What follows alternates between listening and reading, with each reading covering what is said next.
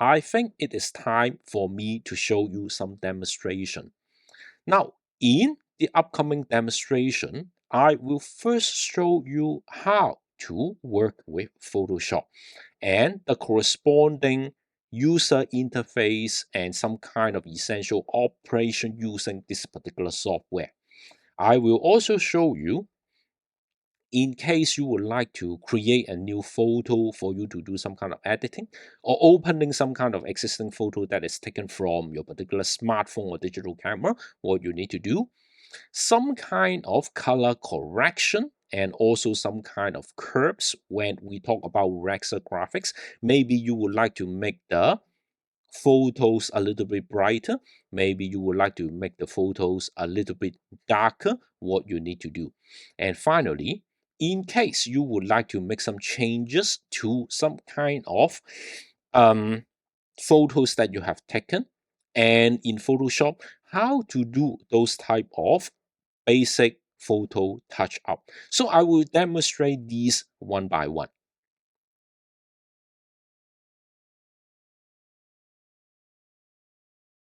Now I'm still using the Photoshop CS6. So basically, I'm a very old guy.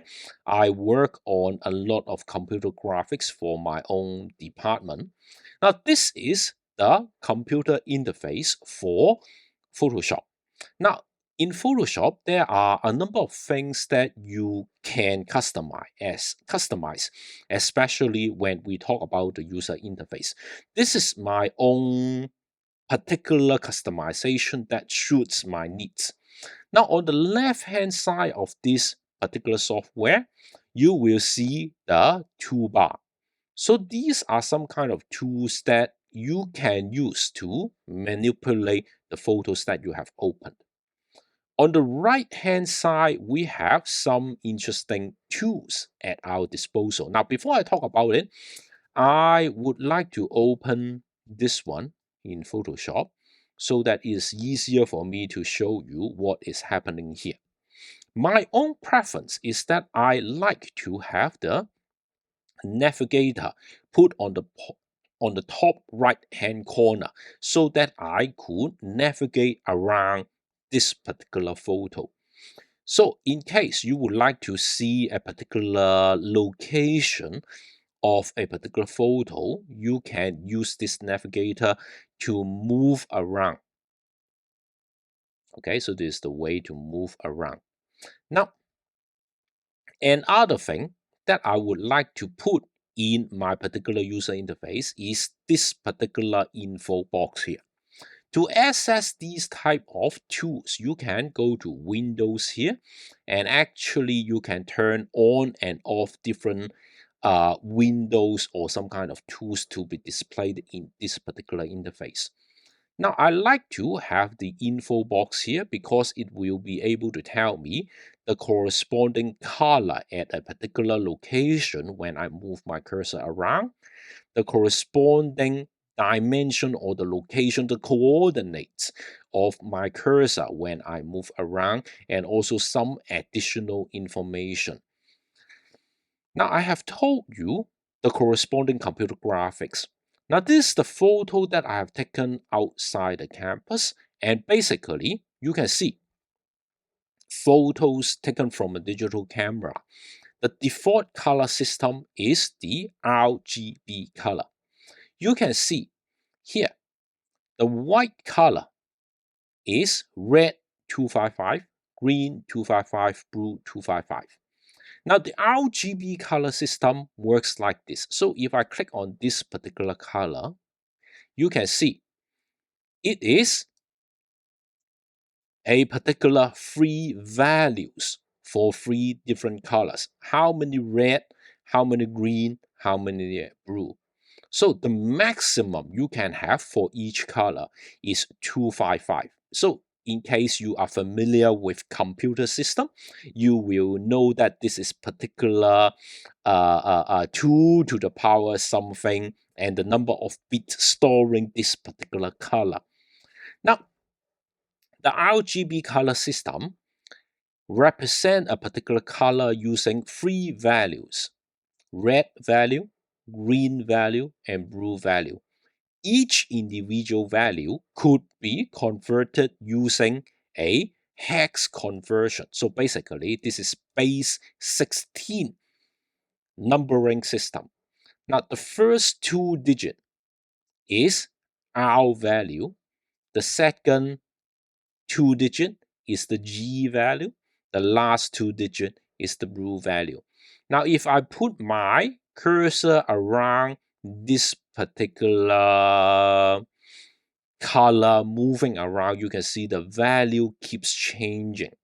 Okay, the value keeps changing. So you can actually select the corresponding color that you like. Now, more on this later. Some commonly found color can be found in these swatches. And I think for Photoshop, it is very important to have some kind of layers put in here. So I can have layers that is stacked on top of each other in order to do some kind of photo editing. I will perform some simple color editing demonstration very soon. In the second column, I have this my own personal preference because when I use Photoshop, then very likely I am working on something with text. So as an example, these are some kind of things that I have produced for the department. Okay, you can see usually there will be some kind of text that is printed to indicate something, or maybe my name card. So you can see that there are some kind of text that is need to be printed on it. And accordingly, I like to have the paragraph and character so that I can select the corresponding font, make adjustment to the text, and make changes to these parameters accordingly in a very quick way. Okay, so this is the basic user interface of Photoshop.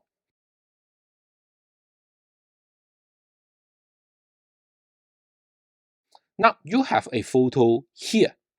The first thing that I would like to show you is how to create a blank photo so that you can start working on it.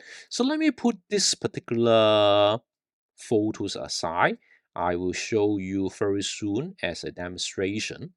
Now in File, you can select this new file here, and it will allow you to create a new space for you to work on. We have some kind of presets, as I have told you. Usually, it is being used related to some kind of photos or related to some kind of screen work. So when we talk about photo, these are some kind of standard size photos that you could pick related to a particular printout. You can also design something that is for the web. Let's say, for example, the default. Now I am using a old version of Photoshop. That's why the full HD is not provided here. But as I have told you in the particular tutorial notes, width 1920, height 1080. So in this case, when you have 1920 times 1080, this is what we call the full high definition display.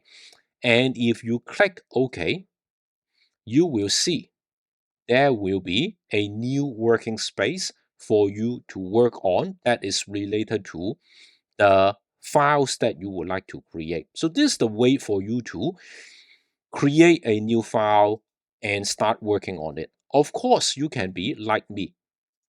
After taking a photo from your particular digital camera, you can drag it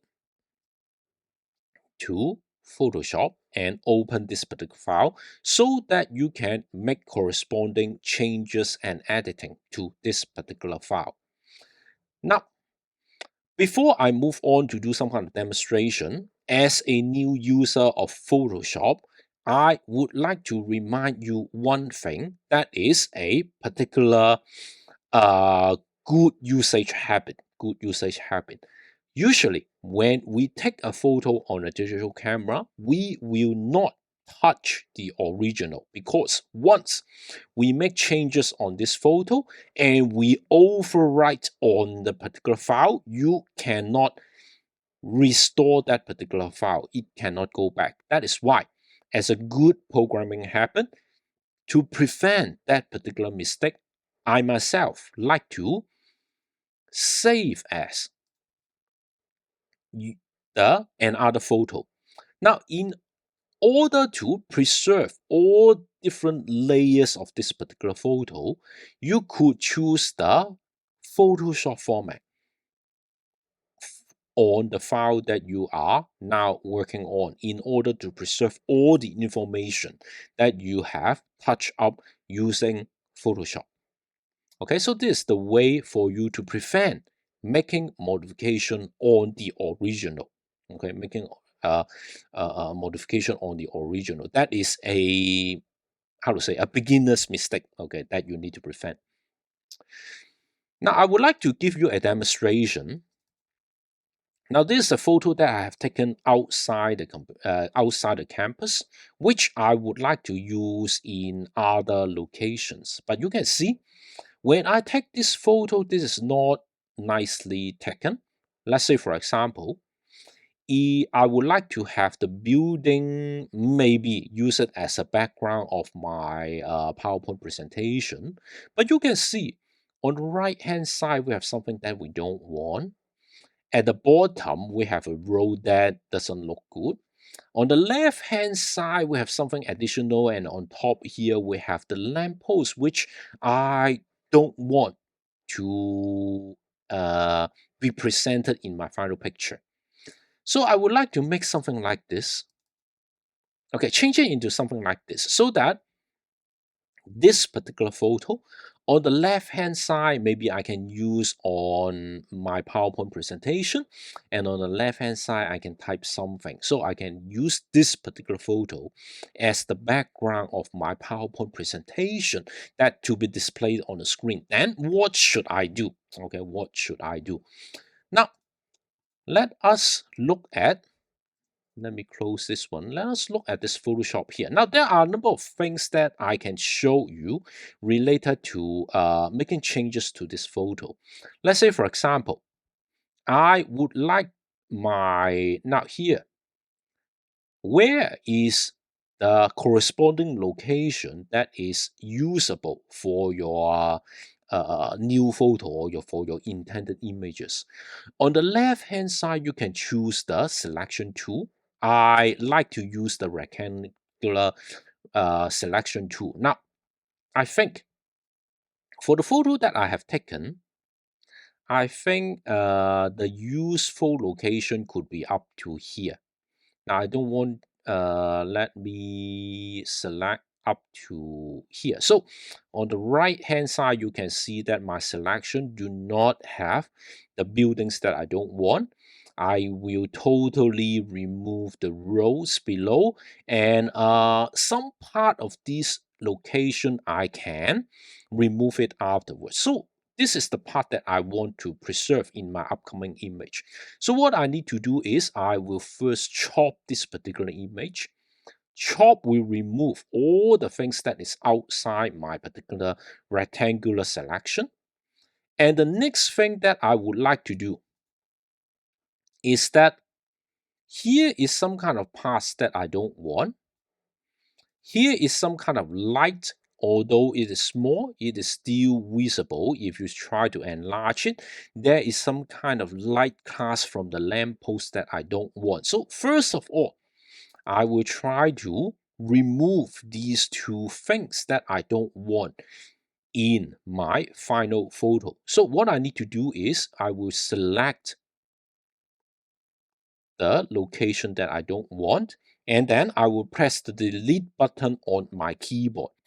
So if I press the delete button, the dialog box will come up. Now, Photoshop, I think since version CS5 and CS6, they come with some kind of AI that is called content aware. Now, of course, you could choose to fill up this particular location with a black color, with a white color, that may not be aesthetically pleasing. So I would like to ask Photoshop to help me fill this part up using the content aware function, so that this particular content aware function will try to understand the content of my image and then fill it up for me automatically. So let me press OK button.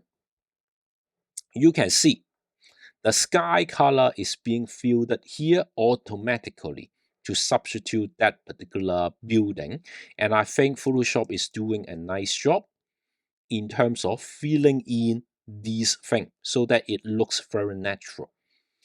Another thing that I would like to show you is removing this particular light cast from the lamppost. So I think it's only a small area, just like this. And then I will press the delete button once again, and then I will click OK. You can see the light cast from the lamppost is now replaced with the sky color. Okay, so let me deselect this one. And then the next thing that we want is I would like to extend the sky so that it will be looking like this. This particular photo could be used as a background for my PowerPoint presentation. So what should we do? Now, another thing that I would like to show you on Photoshop is like, I would like to extend the working area. Okay, I would like to extend this particular working area. So this particular working area in Photoshop is called the canvas. Which direction you would like to extend? I would like to extend from the bottom right hand corner and then extend to the left hand side.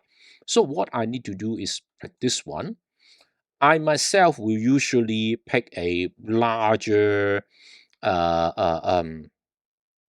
size, and then I will downsize it. So basically, I will try to extend this one, let's say, maybe 200% first. Now, on the left-hand side here, you can see it is black in color. And with the same technique, I will try to ask Photoshop to fill in this particular back color with the sky automatically using the content aware function. So I will select this black part here. Okay, slightly a little bit larger. And then I will press the delete button. And then I will use the content aware function once again. Now Photoshop will try to analyze the photo and then fill up this part with the sky for me. Now sometimes it doesn't work, but you can try a number of times. Let's see what will be the result.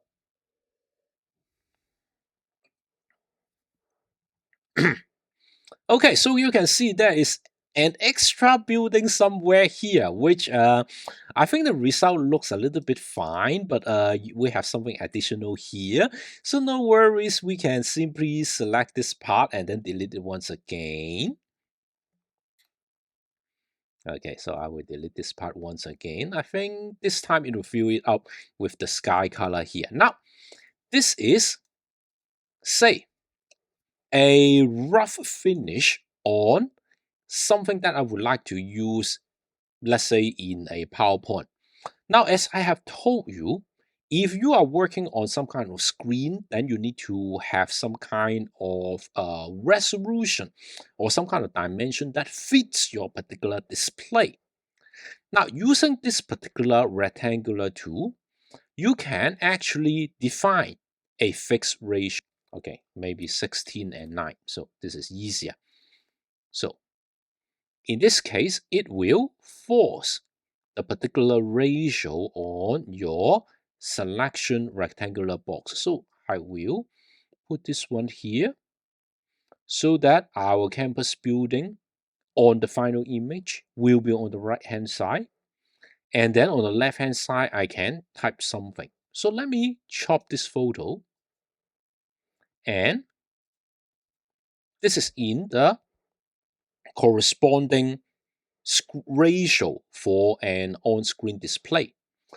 Now, the next thing that I would like to do is I would like to save this image so that I could use this particular image to another computer software. Let's say use it as a background of your particular PowerPoint presentation. Now let me save this one, file save. Now, as I have told you, in case you haven't completed the save as function, remember not to click save here. It will override your existing raw images, the original one, captured from your digital camera. So I will save as another photo. Let's say I will rename it SYU Research Complex wallpaper, something like that, and using the JPEG format because it's a Rexa format. Now, as I have told you, you could have some kind of compression to a Rexa photo, but if you choose a very low quality, when you enlarge this photo, you will discover a lot of anti-alias. These are essentially some kind of signal loss to your particular photo. And that is why you can pick a higher image quality. It will sacrifice some kind of file size, but in exchange, you have better saving image quality. So let me save it with 10 as the quality. Okay, so I can close this one.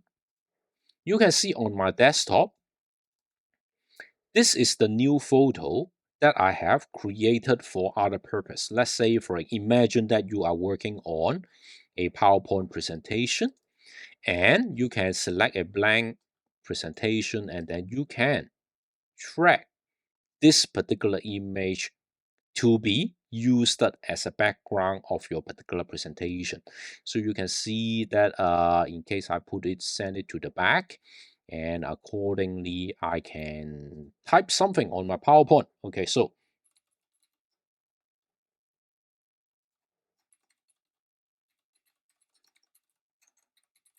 something like that.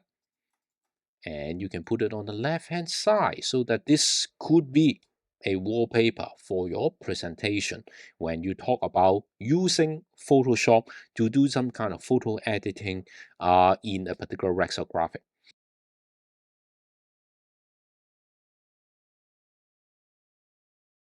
Now, before I move on to talk about Illustrator, I will open this file once again. And as I have told you in this tutorial notes, I would also like to show you some color correction.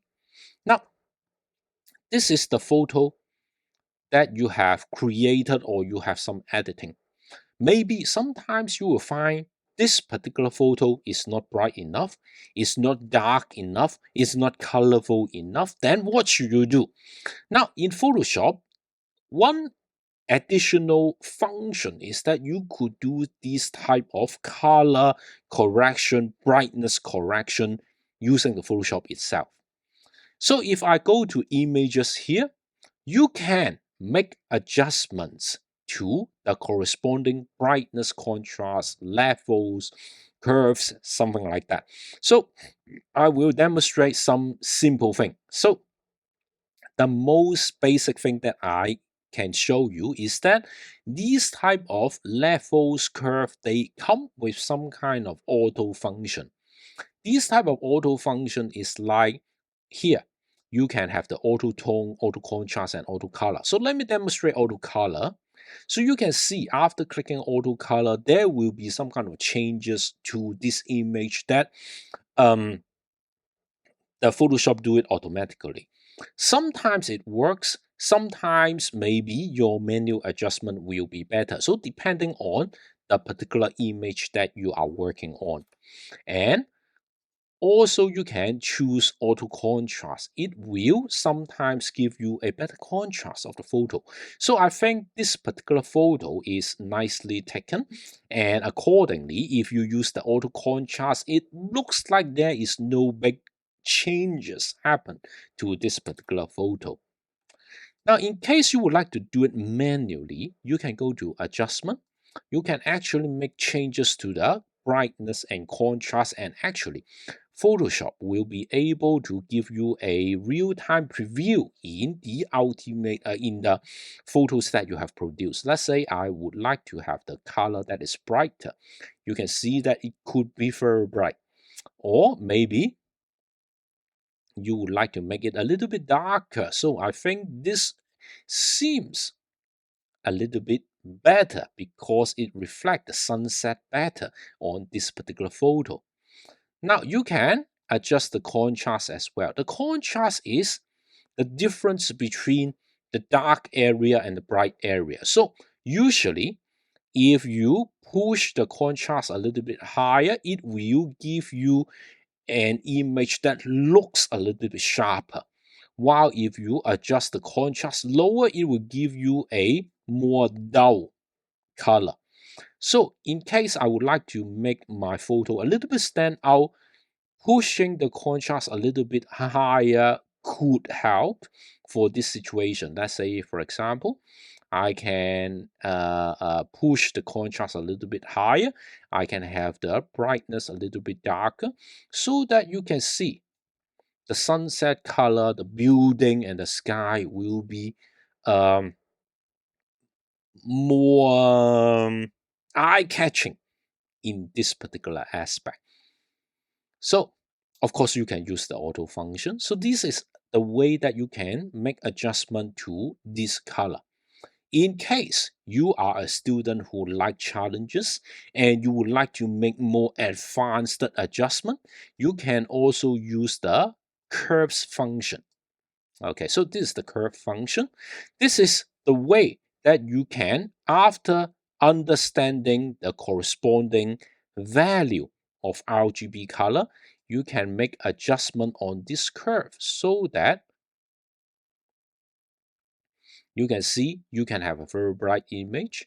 You can also have a more dark images, and also you can have some kind of here, this one. Okay, so you can adjust the image to be a little bit lighter, making the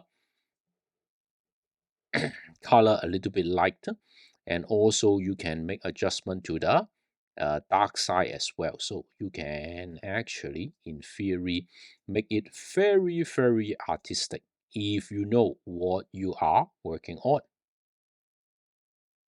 So these are some kind of more advanced adjustment you can make using the Photoshop curve, brightness, and contrast in order to produce an image that you like.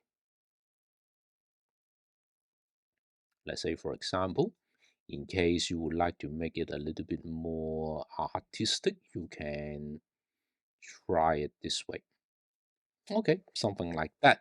So it will make this particular building first stand out from your particular photo, which could be used in, let's say, put it into your PowerPoint presentation. Okay, so this is the demonstration of Photoshop Rexel Graphic.